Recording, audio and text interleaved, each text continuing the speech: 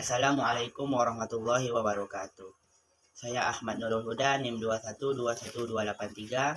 Saya dari lokal PAIH. Di sini saya akan membahas makalah saya yang berjudul pengelolaan harta pusaka di Minangkabau. Konsep dan kedudukan tanah ulayat. Hak ulayat sebagai teknis yuridis merupakan sesuatu yang melekat pada kompetensi khas masyarakat hukum adat, berupa wewenang menentukan ataupun mengatur tanah dan seisinya, sesuai dengan daya laku ke dalam maupun keluar. Sedangkan ulayat merupakan wilayah, sehingga tanah ulayat merupakan wilayah masyarakat hukum adat tertentu. B. Macam-macam tanah ulayat. 1. Tanah ulayat nagari.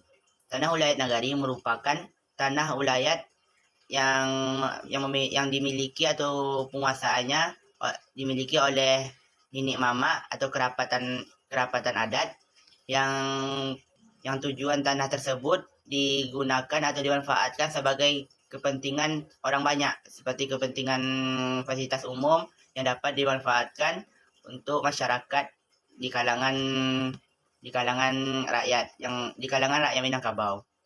Yang kedua, tanah ulayat suku. Tanah ulayat suku merupakan tanah ulayat milik hak kolektif semua suku, yang adapun pemanfaatan tanah ulayat ini yakni ditentukan oleh penghulu suku atau kepala suku. Selanjutnya yang ketiga, tanah ulayat kaum.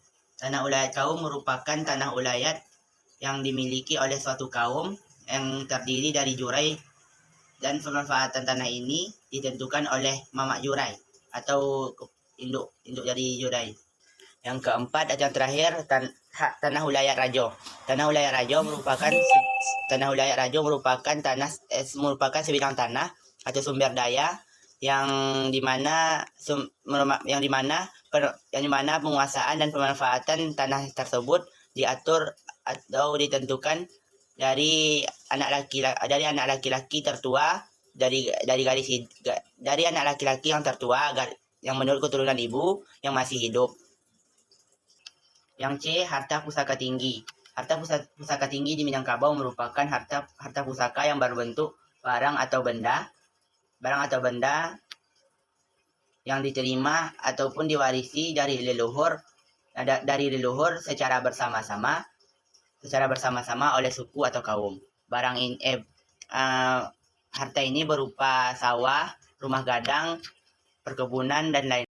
D. Harta pusaka rendah atau harto pusako rendah merupakan harta pusaka yang diwariskan atau ditinggalkan kepada seseorang keturunan pertama yang statusnya masih dipandang rendah, karena di samping ahli warisnya masih sedikit. Yang E. Harta kepemilikan. Ada 3 sistem kewarisan yang dipakai di Indonesia. Yang pertama sistem kewarisan individual.